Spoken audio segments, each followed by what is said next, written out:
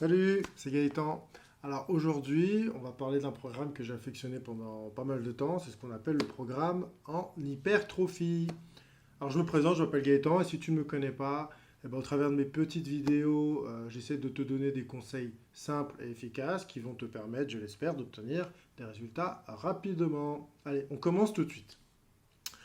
Donc un programme de musculation que j'avais affectionné pendant pas mal de temps, c'est vrai, c'est le programme en hypertrophie. Pourquoi? Parce que moi, il me permettait de condenser un peu mes séances d'exercice et sans forcément m'imposer un rythme de fou. Voilà. Donc ça, c'est la méthode que je vais t'expliquer qui m'a permis d'avoir un corps athlétique. Je mettrai une petite photo d'ailleurs dans la vidéo. C'est ce qui m'a permis d'avoir un corps athlétique et je vais tout expliquer. On va voir le programme d'hypertrophie musculaire et puis je te donnerai une ou deux petites astuces en plus, une petite technique magique, enfin magique, il n'y a rien de magique dans la vie, mais qui m'ont permis vraiment d'obtenir de super résultats. D'ailleurs, si tu peux mettre en commentaire ce que tu penses de ma photo pour me dire si tu penses que mon programme a été efficace ou pas, ça me fera plaisir. Donc on va parler d'hypertrophie musculaire. Et c'est vrai qu'à mon sens, c'est la pratique la plus facile à réaliser. Donc, le but, c'est quoi? C'est de réaliser entre 10-15 répétitions. Grosso modo, dans cette échelle-là, tu vas prendre de la force sans trop prendre de la force, tu vas faire un peu d'endurance musculaire sans trop faire d'endurance. Tu l'as compris, tu es entre les deux. Tu n'es ni trop bon en force, ni trop bon en endurance, mais tu es dans le ventre mou, ce qui te permet d'avoir des résultats à la frontière des deux un petit peu. Et ça, c'est vraiment intéressant. Et étant donné le nombre de répétitions, eh ben, tu peux faire un travail en salle avec des charges de poids qui ne doivent pas être trop lourds. Parce que comme tu as pas mal de répétitions à faire, si tu mets trop lourd et que tu arrives à faire que 5 ou 6 répétitions, tu n'arriveras pas à ce phénomène, ce qu'on appelle d'hypertrophie. Tu sais, en général, quand on te dit, ouais, tiens, il a la veine un petit peu gonflée et tout, bah là, tu peux être sûr que tu es bien dans l'hypertrophie. Ensuite, un conseil que je peux te donner, surtout si tu démarres et que tu ne veux pas forcément être obligé d'être inscrit dans une salle, tout simplement, c'est de commencer au poids de corps. Le programme que je vais te dire là, que moi je faisais quand j'étais bloqué à la montagne, parce que j'étais en renfort hivernal quand j'étais gendarme, il n'y avait pas de station. Bah si, il y a une station de ski, c'était à Bourg-Saint-Maurice, bref. Il n'y avait pas de salle de fitness. Et j'avais juste un rameur à disposition. Pour aller courir, franchement, quand tu cours à moins 5, moins 10 degrés, franchement, il faut être motivé. Et puis voilà quoi, là-bas les routes de montagne, les gens ils roulent n'importe comment, il y a de la neige, ça glisse et tout. Bref, en tout cas pour moi, ça ne me convenait pas du tout. Donc moi je peux te conseiller de t'entraîner déjà au poids de corps. Tu verras, franchement, ça permet d'obtenir de superbes résultats. Si vraiment tu as déjà commencé à travailler au poids de corps et que tu as l'impression que ton poids de corps il est peut-être trop léger par rapport à ce que tu voudrais faire pour obtenir des résultats, et toujours rester dans une difficulté de 10 à 15 répétitions parce que tu vois que maintenant tu arrives à en faire beaucoup plus, eh ben, deux solutions très simples. Soit tu te lestes, donc tout simplement, si tu as un petit peu d'argent, tu achètes une ceinture, c'est ce qui est le plus confortable, on va dire. Une ceinture de lest sur laquelle tu mets des haltères ou des disques pour t'alourdir.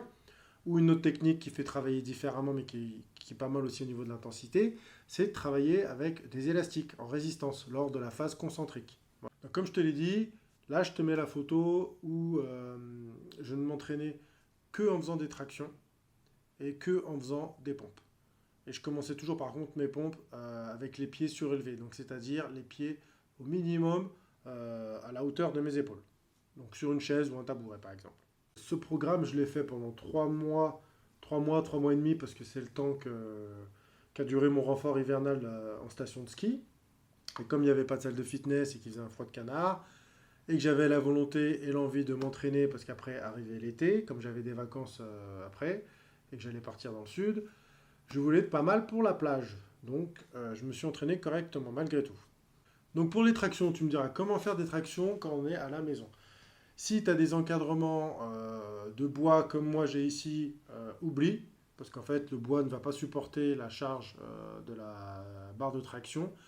À Decathlon, tu as des barres de traction que tu fixes dans l'encadrement de ta porte, et puis quand tu vas les dévisser, les tiges intérieures vont s'écarter.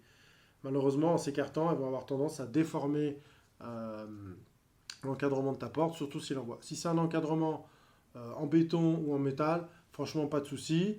Et si jamais tu veux diffuser un petit peu la force de ta barre de traction, moi, ce que je te conseille de faire, et c'est ce que j'avais fait, c'est de trouver une petite cale en bois grande comme ça, par exemple, ce qui va permettre de répartir l'effort de la barre de traction et d'éviter justement d'avoir un point et de déformer l'encadrement de ta porte.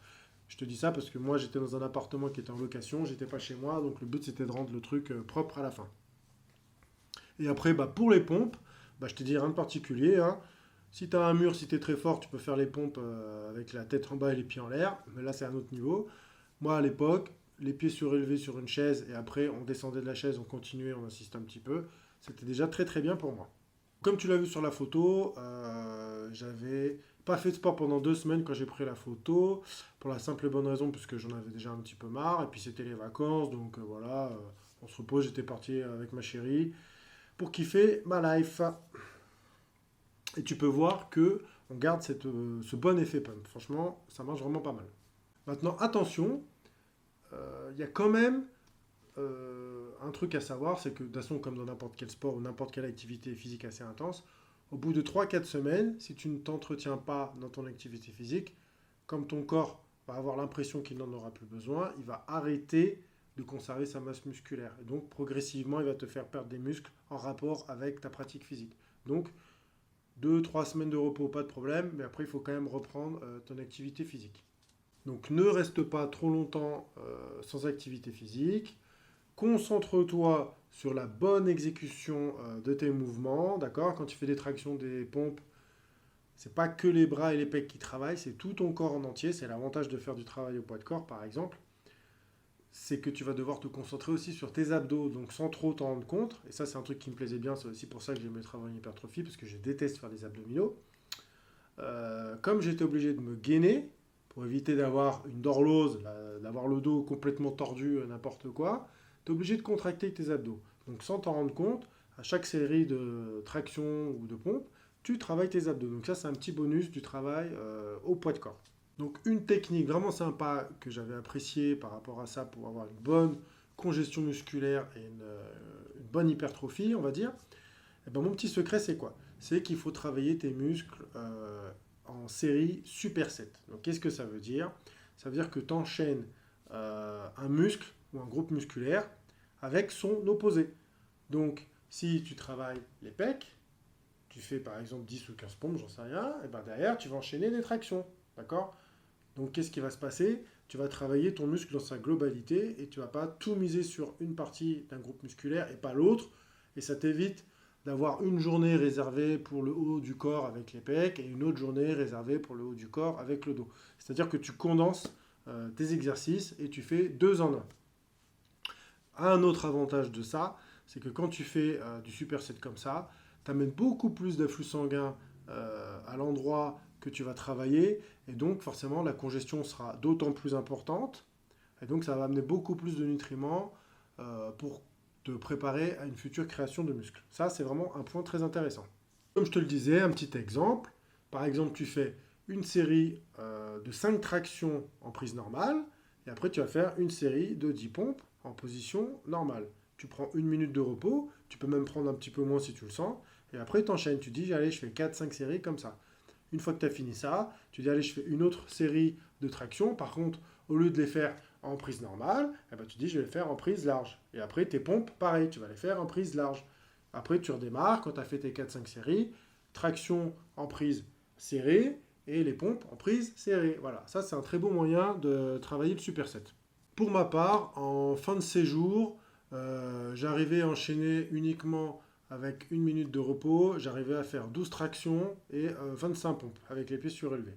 Et ça, j'arrivais à enchaîner comme ça. En plus, ça te fait un genre de mini travail cardio, donc c'est vraiment pas mal pour le cœur. Donc une autre astuce qui a vraiment son importance, même s'il y en a qui me diront que c'est pas une astuce, c'est que dès que tu arrives à dépasser les 15 répétitions, sauf si tu pousses dans l'endurance musculaire, dès que tu dépasses les 15 répétitions, il faut vraiment que tu augmentes la difficulté. Et c'est comme ça que tu vas améliorer ta définition et ton hypertrophie musculaire.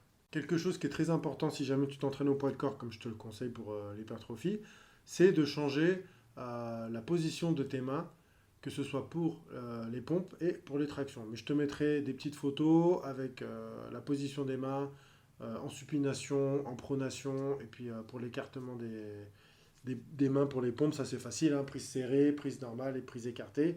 Pour les mains, c'est un petit peu plus compliqué, mais je vais te mettre des petites photos pour t'illustrer tout ça. Les prises en supination pour les tractions, c'est ce qu'il y a de plus simple. Donc prise normale et prise serrée. Ensuite, tu as ce qu'on appelle les prises en pronation, donc qui est plus dur à faire parce que ça engage pas mal le brachial, et c'est ça aussi qui peut éventuellement te donner des tendinites. Où là, tu as 3 positions différentes. Tu as les positions larges, normales et serrées. Et effectivement, après, tu as la même chose, mais en prise, ce qu'on appelle neutre, prise marteau, c'est-à-dire une prise comme ceci. Et là, pareil, tu as la prise large, la prise normale et la prise serrée. Pour les pompes, donc comme je te l'ai dit, tu les travailles sur une partie surélevée au niveau de tes pieds. Pourquoi? Parce qu'en général, la partie haute des pectoraux est toujours moins développée que la partie basse. Donc, le fait de voir tes pieds surélevés va engager plus fortement la partie haute. Mais ça va aussi engager un petit peu plus tes deltoïdes antérieurs. Donc attention à bien te concentrer, à bien sentir les mouvements quand tu fais les répétitions de tes pompes.